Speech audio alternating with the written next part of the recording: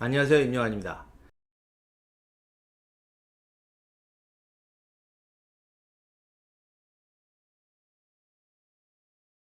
창왕의 친조 시도는 이렇게 실패로 돌아갑니다.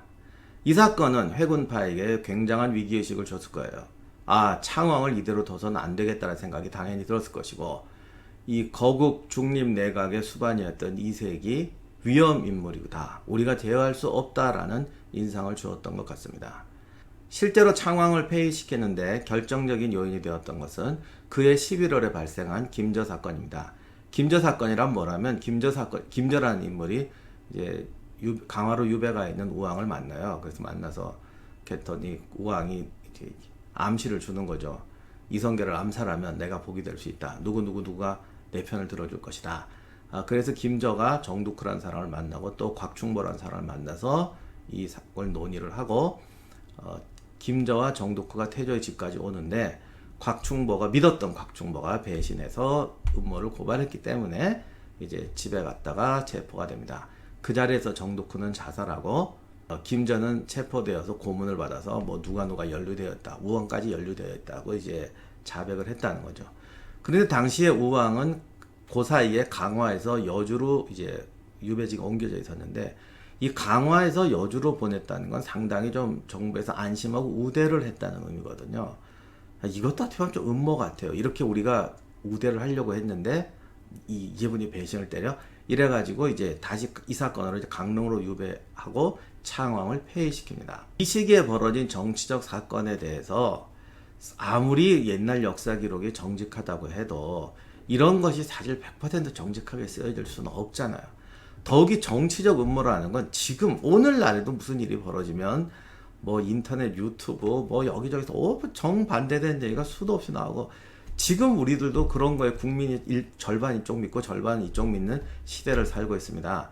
당시에 이런 기록이 당연히 사실일 리는 없는데 문제는 어디까지가 사실이냐, 이건 정말 역사학자도 판단하기는 어렵습니다. 왜냐하면 얼마든지 이런 걸 음모를 해낼 수도 있죠. 제가 좀 드라마적인 소설을 펴려면 김자고 정두쿠는 전혀 암살 음모에 가담도 안 했고 갑자기 누가 자기 추천했는데 이성계의 경호원으로 추천했다. 그 면접 보러 와라.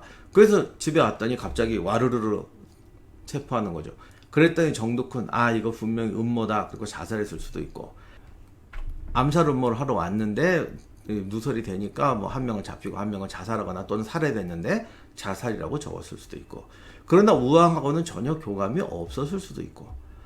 그런데 우왕이 이런 일을 해줄 수도 있어요, 실제로. 왜냐하면 우왕의 입장에서도 이거 말고 무슨 방법이 있겠습니까? 그러니까 이런 우리가 여러 가지 변수를 생각하면은 그럴 수도 있고 안 그럴 수도 있고 수많은 소설을 쓸 수가 있는데, 뭐 어떤 것이 절대 사실이다, 우왕이 정말 가담을 했겠느냐 안 했겠느냐 지시를 내렸겠느냐, 이런 것은 오늘날 우리가 판단할 수가 없다는 겁니다. 혹시 어떤 사람의 문집이 나와서 거기에서 이런 얘기를 들었다 하더라도 그것도 사실 100% 신뢰는 할 수가 없어요. 그것은 여러분이 지금의 상황을 봐도 마찬가지인 겁니다. 대부분 사람들은 정치적 음모에 대해서는 대부분 사람들은 확증 편향을 해요. 아니면 자기의 이념이나 어떤 신념이 맞는 쪽으로 마음이 끌려요. 그렇기 때문에 당시 사람들도 마찬가지이기 때문에 내가 들은 얘기다, 뭐 누가 뭐 이런 얘기 했다더라 하는 것도 믿을 수가 없는 것이죠. 다만 우리가 알고 있는 것은 이럴 때는 꼭 이런 논리가 필요하더라. 사실이든 아니든. 그리고 이것이 계기가 돼서 또는 이런 방식을 통해서 창왕이 폐위되었다라는 것 뿐입니다. 창왕을 폐위할 때 소위 흥국사의 모임이라는 것이 이루어집니다. 개성에 있는 흥국사에서 모입니다. 이것도 참 재미나죠. 정부 관서에서 모이지 않고 흥국사에서 모였다. 그러니까 이게 딱 무슨 음모하려고 했다 이거하고 똑같은 얘기죠. 아무튼 흥국사에서 모여요. 근데 그리고는 이제 공식적으로 이제 그리고 우왕이 왕씨가 아니다라는 거를 이제 공식화합니다. 우왕이 왕씨가 아니라는 얘기는 고려사를 보면 그 이전부터 나온 것 같지만, 그리고 우왕을 폐위하는데 명분이 된 것 같지만 꼭 그렇진 않아요. 왜냐하면 우왕이 정말로 신씨면은 창왕을 세우는 자체가 반역이에요. 그러니까 이런 것 자체가 말이 안 되기 때문에 이때까지는 없었다고 봐야죠. 그런데 창왕을 폐위하려다 보니까 이거를 이제 공식화시킵니다. 물론 이게 이때 무에서 창조된 이야기인지 당시에 흘러다니던 요즘 말로 하면 무슨 어떤 인터넷 소문, 뭐 어디 무슨 소문 같은 거에서 그거를 공식화한 건지는 모르겠는데 아마 후자일 가능성이 높을 거예요. 왜냐하면 그런 얘기는 항상 돌아다니니까. 그래서 그거를 빌미로 삼아서 이때 비로소 공식화하는 거죠. 그런데 이것도 명분을 우리가 이거 찾아냈다, 뭐 우왕의 일기를 찾았다 이게 아니고 명태조가 그런 교서를 내렸다라고 이야기를 합니다. 이것도 미스터리 중에 하나인데 그 뒤로 보면은 명나라에서 우왕이 가짜 왕씨다라는 걸 알고 야 가짜 성씨를 제거하고 진짜 왕을 세워라라는 칙서를 내렸대요. 근데 바로 몇 달 전에 뭐 결혼까지 하자고 그랬잖아요. 그래서 이것도 지금 여러 가지 뭐 해석이 있어요. 그런데 그 뒤에 조선에서도 얘기를 계속 하는 걸 보면 칙서를 안 보냈는데 칙서라고 우기면 이건 엄청난 위조가 되는데 이거 반드시 명날에 들어가거든요. 이런 위험한 짓을 할 리는 없을 것 같고. 그럼 뭐 칙서가 뭐 그럼 그새 또 무슨 일이 있었냐 모르죠. 이런 게 잘 모르겠는데 역사는 승자의 기록 아닙니까? 라고 말씀하시겠지만 승자라고 해서 역사를 마음대로 왜곡하지는 못합니다. 물론 왜곡은 있죠. 우리가 알 수 있는 것은 그 기록이 승자가 누군지를 알려준다는 겁니다. 명에서도 승자가 누군지를 알고 말을 바꿨을 수도 있죠. 그러나 어차피 우리 입장에서는 명나라가 뭐라고 생각했던 뭐가 중요하겠어요. 승자가 누구이고 승자가 어떤 방식으로 승리했다라는 것을 우리가 알 수 있을 뿐입니다. 이렇게 창왕을 폐위하고 대신 등장한 사람이 공양왕입니다. 공양왕은 이성계의 인척입니다. 이성계의 아들들의 혼인을 보면 과거 동북면의 무장에서 고려 왕실의 수상에서 정말 구국의 영웅 실권자로 성장하면서 아들들의 혼인 상태가 쫙 바뀌어요. 처음에는 고려의 어떤 신흥무장집하고 결혼해요. 그러다가 이제 고려의 명문가들하고 결혼하기 시작하고 마지막에는 이제 왕족하고 결혼합니다. 그 왕족하고 결혼했던 사람이 이방번입니다. 7째 아들. 그 이방번의 장인이 정량군 왕후입니다. 왕후는 이성계하고 사돈이기도 했지만 나중에 보면 정말 친했던 것 같아요. 그러니까 이성계라는 사람은 나중에 그 조선의 정치사를 이용할 때 이 개인적 친분 관계를 좀 봐야 되는데 자기가 좀 이렇게 친하게 된 사람이 되게 좀 이렇게 나 의리남이야 하고 이렇게 좀 사귀는 그런 게 있어요. 그래서 왕후하고는 정말로 좀 인간적인 교분이 있었던 것 같아요. 자, 그런데 여기서 왕후를 왕으로 세우면 자기의 친구이자 사돈을 나중에 죽여야 돼요. 그렇게 되면 자기 아들도 죽여야 돼요. 이게 일파만파가 납니다. 그 다음에 왕이 되고 그 다음 후계자는 이방벌이다 이렇게 갈 수도 있어요. 그러니까 이거는 여러모로 인간적으로 보나 정치적으로 보나 별로 좋은 선택이 아니에요. 그러나 어차피 피를 묻히는 게 혁명 아닙니까? 그래서 왕후를 살리고 자신의 아들을 살리기 위해서 애꿎게 선택된 사람이 왕후의 동생이었던 왕료, 즉 공양왕입니다. 이런 걸 보면 참 사람은 정말 운명은 이상한 것 같아요.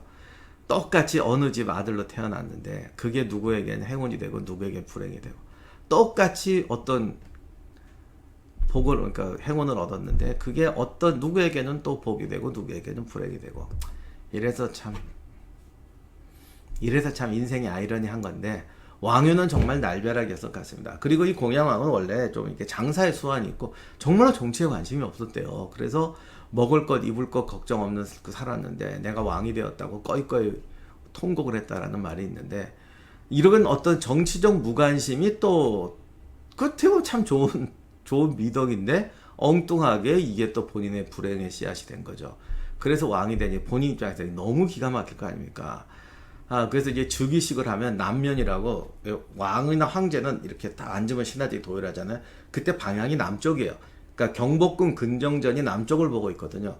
그래서 남면이라고 해요. 남쪽으로 얼굴을 댄다, 본다. 이래서 남면을 보통 왕이라고 이렇게 은유적인 표현을 쓰는데 그것도 안 하려고 했다고 뭐 이래가지고 이색이 가서 전하 이제는 이렇게 하셔야 됩니다. 뭐 이랬다는 말까지 있습니다. 그러니 본인이야 심정이 어떻겠습니까?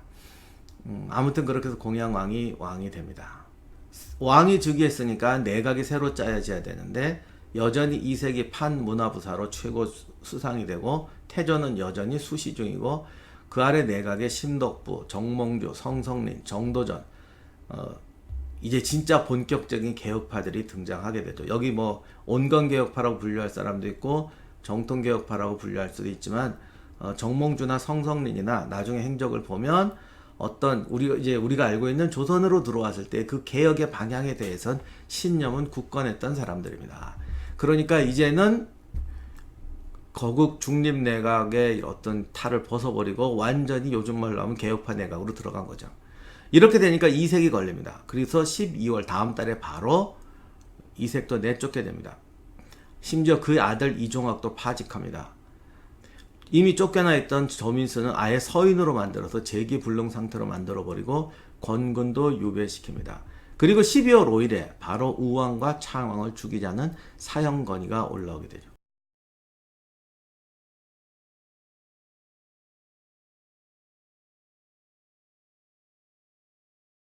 이거는 병력같이 시행이 돼서 14일에 우왕과 창왕이 살해가 됩니다. 이 두 사람의 무덤은 무덤조차 남아있지 않습니다. 왜냐하면 무덤을 만들어주면 이게 왕릉급으로 만들어주면 소위 가짜왕 신돈의 아들이라는 설을 조선 정부가 혁명파가 다시 스스로 부정하는 게 됩니다. 물론 일반인으로 만들었으니까 일반인의 무덤으로라도 포장해 놓을 수 있는데 또 그렇게 놓으면 아마 그때 누가 믿었겠어요. 그걸 안 믿는 사람 수두룩했으니 또 거기 가서 사단이 나겠죠. 이게 사실 사단이 나는 게 아니라 이런 일이 없으면 어떤 사람이 마음속으로요 그냥 이렇게 조용히 살아요. 아, 참 안타까운 일이다. 근데 무덤을 만들어 놨잖아요. 그럼 또 어떤 열혈 인사가 못 참고 거기 가서 통곡을 하더니 뭘 합니다. 그러면 이 개혁파나 조선정부 입장에서 얘를 또 처벌해야 돼요. 이걸 처벌을 하면 또 충신을 처벌했니 어쩌니 이래가지고 이게 파급해서 점점 요즘 말로 하면 정부하고 척진 사람을 계속 만들어내게 되는 거죠. 그러니까 제가 이게 옳다가 아니라 당시 사람들의 어떤 정치 구조로 볼 땐 이런 행동을 하게 된다는 거예요. 그러니까 애꿎게 우리의 적을 양산할 필요가 없다. 그러니까 아마 무덤 좀 잔인하죠. 조선이 웬만하면 이런 짓 워낙 성리학적 이런 명분이 강해서 우리나라가 무덤도 안 만든다. 이런 건 참 잘 안 하는데 하여간 모든 논리는 현실에 비교해서 결정되는 거니까 이거는 현실의 무게가 너무 크다고 판단을 했던 모양입니다. 그래서 참 역사한 사람은 안타깝게 우왕과 그리고 참 지역분들한테도 안타깝게 우왕과 창왕의 무덤은 지금 무덤조차 알려지지 않습니다. 이게 남아있었더라면 사실 아마 고려왕실 무덤 중에서도 사람들이 제일 많이 찾아가는 무덤이 되지 않았을까 싶기도 한데 말이죠. 그런데 이제 공양왕 폐위 탄핵 상소가 올라왔는데 이게 모든 건 재상회의를 거쳐야 되잖아요. 그래서 공양왕 이거 어떻게 되냐고 재상들한테 물었더니 다들 아무 말도 안 하더래요. 이때 괜히 말해갖고 역사에 오명을 남길 수는 없다 이렇게 되는 거죠. 제가 아까 뭐 정치인들은 내일을 뭘 걱정합니까? 뭐 오늘의 권력이 중요하다면서 라고 말했다고 또 반문하실 분이 계신데 그건 제야에 있을 때 얘기고 일단 권력을 잡고 나면 또 그 다음에 생각하는 게 그 다음에 명성이에요. 그걸 때 생각 안 하는 사람은요 또 그 권력의 자리에 있으면 안 돼요. 이게 그런 거예요. 그리고 또 쫓겨나면요 내일 생각 안 해요. 권력을 생각하지. 나쁜 게 아니고 세상은 모두 1단계, 2단계, 3단계가 있는 겁니다. 이렇게 이해하셔야 합니다. 아무튼 이래서 재상들은 묵묵부답인데 결자 해제라고 이성계가 입을 엽니다. 뭐라고 했을 것 같습니까? 대의를 위해서 희생합시다. 아니요. 이미 명나라에 우리가 우왕을 유배시켰다. 이렇게 처리했다고 보고를 했는데 이거를 죽이면 명나라에 거짓 보고를 한 게 되지 않느냐? 안 된다. 그렇게 해서 이성계는 역사의 기록을 남깁니다. 나는 죽이는 거 반대했다. 그러니 이렇게 어떻게 돼요? 공양왕 이때 뭐라고 말합니까? 그렇습니까? 역시 우리 수시종은 훌륭하신 분이십니다. 야 정말 감동받았습니다. 야 살려 이럴까요? 결국 공양왕이 아는 거죠. 화살이 나한테 오는구나. 그래서 이렇게 말해요. 우왕이 죄 없는 사람을 많이 죽였으니 본인도 당해야 된다. 야 이게 정말 정치에서 나올 명분은 아니에요. 이건 정말 그냥 이렇게 우리 같은 일반인들이 아이고 저러니 천벌을 받았지. 그래 사람 뿌린 대로 거두는 거야. 이렇게 할 때 쓰는 얘기지 정말 판결문에서 나올 얘기가 아닌데 그러니까 공양왕도 얼마나 지금 답답했거나 아니면 공양왕이 참 저 사람 왕의 자격이 없다 이런 걸 말하고 싶어서 이렇게 적었는지는 모르겠습니다만 하여간 기록이 되어 있습니다. 근데 이제 제가 이 얘기를 왜 하냐면 우왕이 죽인 죄 없는 사람이 누구냐는 거죠. 뭐 죄 없는 사람 죽었다 이렇게 돼 있지만 근데 이제 우왕 때 제일 많이 죽인 게 염웅방이나 임견미 숙청 때인데 그걸 주도했던 사람은 최영과 이성계였습니다. 그러니까 말 잘못하면 이성계도 거기 한몫했다 이런 뜻도 되거든요. 하여간 뭐 그러고 넘어갔어요. 뭐라고 말했는지도 알게 뭐예요. 여러 가지 말했는데 하다가 요런 말 한마디 했는데 공양왕이 이렇게 왕다운 말을 하고 마지막에 이런 말 한마디 했는데 인간으로 돌아가서 이런 말 한마디 했는데 요것만 딸랑 적었을 수도 있죠. 아무튼 이렇게 돼서 창왕과 우왕은 살해되게 됩니다. 이것도 이익주 선생의 책에서 인용해 놓은 건데요. 1391년 공양왕 3년에 이색은 도당에 이렇게 준시 같아요. 그러니까 자기의 어떤 반성문 같은 거죠. 이런 시를 올립니다. 내가 큰 잘못을 했다. 천균을 가볍게 들어 올리려고 했다. 그러니까 이거는 시대 대세가 이렇게 가 있는데 내가 정치적 상황을 너무 쉽게 보고 이렇게 일 처리를 했다. 일에 임해 두려워하는 자세가 부족했고 그 말이죠. 이미 대세는 이렇게 갔고 국민의 지지가 일로 가 있는데 내가 그냥 이렇게 잠깐 명나라 팔아서 이렇게 잠깐 하면 될 거라고 너무 서툰 수를 썼다. 사람을 보는 눈이 밝지 못했다. 이렇게 반성문의 시를 씁니다. 이게 뭐 반성문 같은 시일 수도 있지만 본인의 진심 어린 판단일 수도 있죠. 당시에 어떤 정치적 상황에서 당신이 문화시중이 됐다고 해서 어떤 이런 이 대세를 어떤 외교적인 술수만 가지고 대세를 바꿀 수 있는 게 아닌데 내가 현실 판단은 잘못했구나 라는 의미였을 겁니다. 이색의 판단이니 이거는 아마 믿어야 할 것 같습니다. 여기서 사람을 보는 눈이 밝지 못했다는 말에 대해서 이익주 선생은 이건 정도전을 염두에 둔 말일 것이다 라고 말을 했습니다. 그렇죠. 정도전이 쫓겨나서 저렇게 될 줄 누가 알았어. 저렇게 혁명파가 돼서 복수의 칼날을 휘두를 줄 누가 알았겠어요.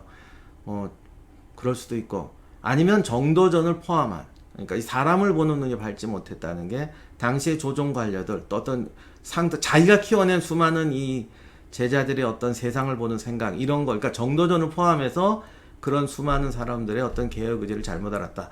요즘 말로 하면 뭐 정당에서 늘 하는 말이 있잖아요. 우리가 민심을 잘못 알았다. 뭐 우리가 젊은 세대의 생각을 잘못 이해했다. 우리가 장년층의 생각을 잘못 이해했다. 뭐 이런 뜻일 수도 있고 모르겠습니다. 어느 쪽 꼭 맞다고 저는 주장하고 싶지는 않고 이럴 수도 있고 이럴 수도 있다고 말씀드리는 겁니다. 공양왕이 즉위하면서 정권은 이성계파가 이제 완전히 정확하게 됩니다. 조주는 다시 개혁 입법을 올리고 1390년 공양왕 2년 음력 9월에 이 개혁의 상징처럼 되었던 사전혁파를 감행합니다.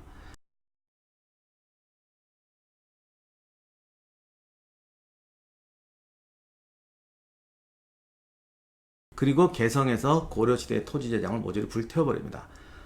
덕분에 오늘날 토지제도 사는 분들이 아주 죽을 고생을 하고 있습니다. 저걸 좀 쪼가리라도 한 장을 남았으면 이게 고려사에 이제 엄청난 도움이 될 텐데 할 수 없죠. 그렇게 돼서 다음해 5월에 과전법을 공포하게 됩니다.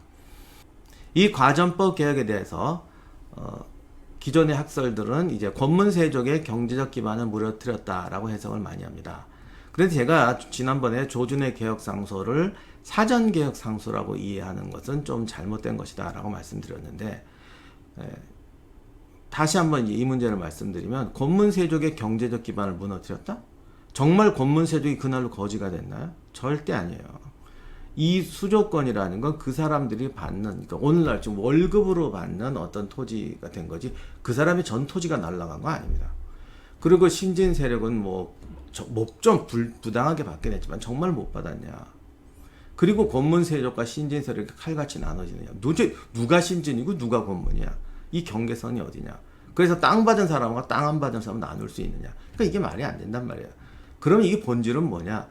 여기서 말씀드리는 과전법. 그러니까 권문세족의 토지를 몰수해서 뭐 토지 분배하는 이런 게 아니고 기본적으로 국가를 통치하는 과정에서 어느 구역이죠. 이제 토지라는 게 반드시 토지, 그러니까 우리가 농사 짓는 그 토지 뭐죠? 지금 등기부등본에 올라온 그 땅을 말하는 게 아니에요. 어떻게 보면 행정권인 거예요. 예를 들면 여기 서초구다.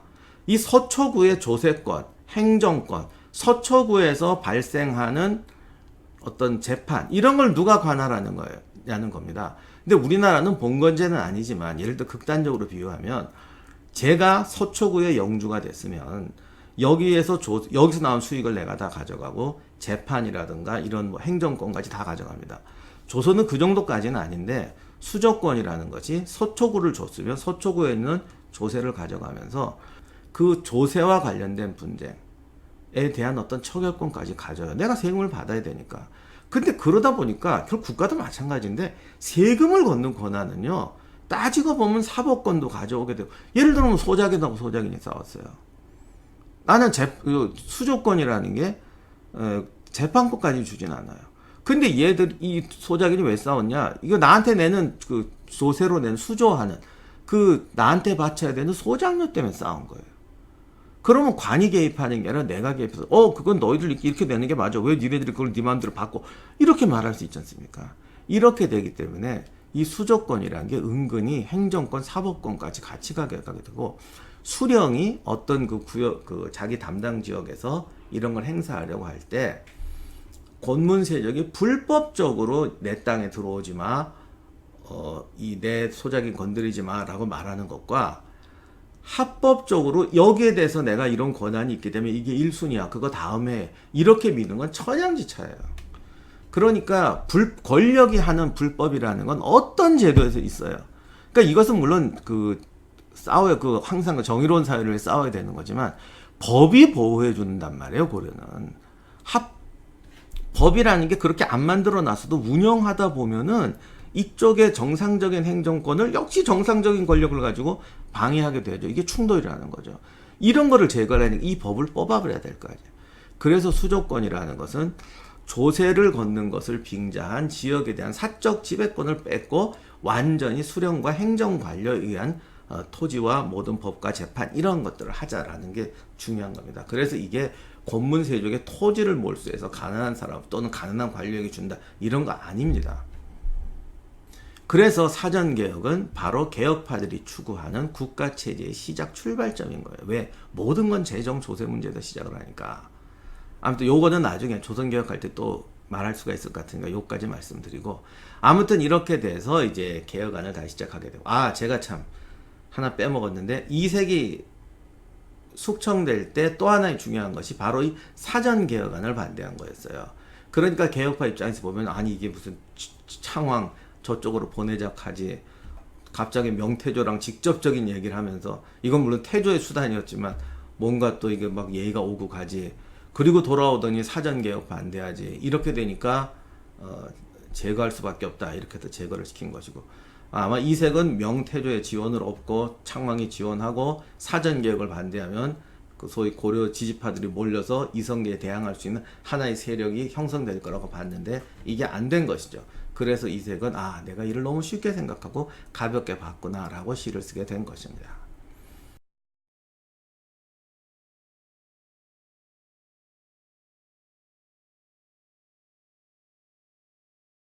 이제 사전개혁까지 하면서 개혁파들의 입지는 완전히 탄탄해진 것 같습니다. 그러면 이 과정에서 또 남은 게 하나 있습니다. 바로 구세력에 대한 숙청입니다. 근데 여기서 이제 우리가 혁명이라는 걸 할 때 정치적 숙청이라는 것은 두 가지 의미가 있습니다.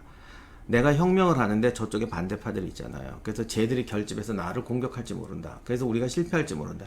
이런 의미에서 제거하는 대상이 있어요. 이게 첫 번째 대상이고 두 번째 대상은 내가 권력을 잡았으니 기존에 있는 권력자를 좀 솎아내야 돼요. 걔들이 뭐 죽어라고 뭐 저항하자면 소극적이라고 해도 뽑아내야 돼요. 왜? 그래야 자리가 생기잖아요. 그리고 자리에 들어가야 이 혁명파의 정권이 탄탄해지는 거죠. 이거는 특히 오늘날 같이 민주주의가 아닌 옛날 방식에서는 어쨌든 관직의 양이 권력의 양을 판단하기 때문에 내가 우리 파의 권력 양을 늘릴 수밖에 없는 이런 문제가 생깁니다. 뭐 어떻게 보면 요즘도 마찬가지인데 이렇게 되니까 이제 속가내기가 시작이 됩니다. 속가내려니까 또 김수의 암살 음모 사건 같은 중요한 사건이 필요합니다. 그리고 그 사건이 터집니다. 바로 윤희 이초 사건입니다. 윤희 이초 사건은 1390년에 무신이었던 윤희와 이초라는 두 사람이 갑자기 명나라로 망명하는 것에서 시작이 됩니다. 그리고 이 사람들이 명나라로 그냥 망명을 한 게 아니라 가서 이런 말을 합니다. 공양왕과 이성계가 공모해서 이색 등 재상을 살해하고 명나라를 치려한다. 이게 어떻게 보면 또 과거 요동정벌의 사령관이 이성계였으니까 뭐 이렇게 또 생각할 수도 있죠. 공양왕은 왕씨가 아니라 이성계의 인척이다. 이건 반은 맞는 말이죠. 이성계의 인척이건 맞는 말이니까. 그리고 이성계는 고려의 권신 이이님의 후손이다 라고 말을 합니다. 이거는 나중에까지 이제 조선시대에 들어와서도 16세기인가까지 심각한 문제를 일으키는데, 이 말은 갑자기 왜 했냐면은 이거 정말 정치적 음모는 알 수가 없으니까 개혁파에서 보낸 것일 수도 있죠. 가서 이런 소리 해라. 이렇게 자기 성씨까지 바꿔버리면 절대 이성계파에서 저런 짓을, 이게 워낙 족보라는 거 정말 중요한 건데 어떻게 이 시대에 자기 족보까지 바꾸면서 음모를 꾸미느냐. 저건 이런 거는 생각할 수가 없거든요. 그러니까 여기라고, 이게 바로 우리가 아니라 남이 한 거다라는 어떤 증거로. 왜냐면 또 분명히 저거 우리가 짠 음모다 라고 생각하는 사람 분명히 있을 거고, 지금도 아마 그렇게 주장할 겁니다. 그러면 그렇네요. 이성계가 이이님의 후손이란 말이 없었으면 아마 지금에도 아마 그런 논문도 많이 나올 것 같아요. 이건 이성계파의 음모다. 그래서 저런 말을 넣었는지도 모르겠습니다. 이렇게 되니까 회군파는 발칵 뒤집혀서 정도전이 직접 명나라로 가서 해명을 합니다. 그랬더니 이제 명나라에서 어떻게 이거 안 믿었던 것 같습니다. 그래서 이제 윤희 이초를 유배를 보내고 처벌했다라는 것으로 이제 처리가 됩니다. 문제는 그 다음이에요. 개혁파에게는 정말 가려운데 등 긁어주는, 이게 맞나? 때리고 싶은데 욕하는, 이런 전형적인 사건이 된 거죠. 그래서 이거를 이제 바로 국내 숙청으로 번집니다. 그래서 역시 보수파의 거두로 몰려 있었고, 뭐 정도전이 개인적으로 왼수였다 그랬다는 말도 있는데, 하여간 우현보 등을 숙청하게 되고, 이색과 아들 이종학 같은 경우는 아예 이 음모의 신문을 받게해서 청주의 감옥에 투옥이 됩니다. 이때 권군도 투옥이 되는데, 이때 기적적으로 무슨 홍수가 나왔고, 뭐 이게 다 관청이 잠길 정도로 홍수가 나는데요. 그래서 이거 뭐 하늘이 벌하는 건가 보다 석방됐다는 말이 있는데, 어쨌든 이색과 이종학, 권근까지 투옥될 정도로 이 사건이 커져갑니다. 심지어는 고려 말에 전쟁 영웅이던 정지도 체포되어 신문을 받습니다. 정지는 외국역파의 영웅이었지만은 이 회군파하고는 인척 관계가 없었고, 회군파하고는 사적 인맥이 없었고, 회군 후에도 적극적으로 반대하거나 저항하지도 않았지만 협력도 안 했던 것 같아요.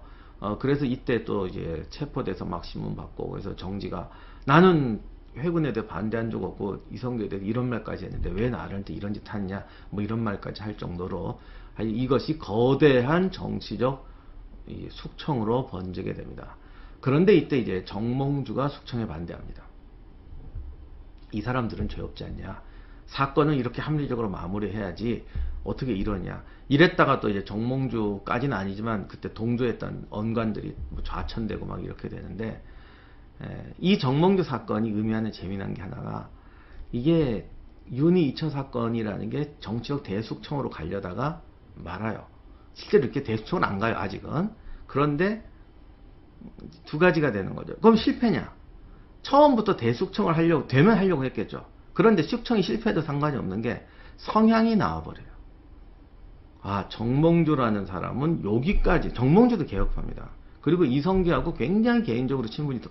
어떻게 보면은 이성계가 가장 신뢰했던 문신은 정도전이 아니라 정몽주였을 수도 있습니다. 그건 언젠가 하긴 제가 책에다 그 정몽주에 쓸 때 다 쓰긴 했는데, 뭐 언젠가 방송에서 할 기회가 있으면 하겠고, 궁금하신 분은 제 책 한번 읽어보시면 고맙겠습니다. 근데 이런 경우에 이제 사람 성향이 나오는 거죠. 쉽게 말하면 원칙 이런 거 없어. 야, 이거 찬스다. 이때 어떻게 한 자리 해보자고 피를 묻혀도 좋습니다. 저를 망치로 써주십시오. 이러고 우르르 들러드는 사람. 정몽주처럼 개혁을 지지하고 친분이 있지만, 야, 그래도 이런 건 안 돼. 이거는 할 수 없어. 라고 딱 선을 긋는 사람. 갑자기 조용해지면서 아무 소리 안 하는 사람. 칼 들어오니까 나 좀 살려. 나 이제 적극적으로 도와줄게요. 이런 게 막 나온다고요.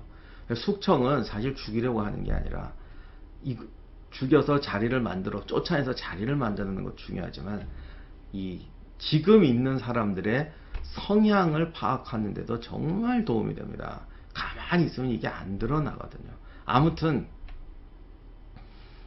청명파로서는 특히 거물급 중에서는 정몽주처럼 이게 선이 분명해지는 사람들을 골라내는 게 굉장히 중요하죠. 그래서 윤희 이초 사건은 실제로 대옥사로 번지진 않습니다. 그러나 그 이면에는 개혁파에게 특히 정몽주 같이 자신의 행동을 보여주는 사람들이 쫙 나타나게 되는 것이죠.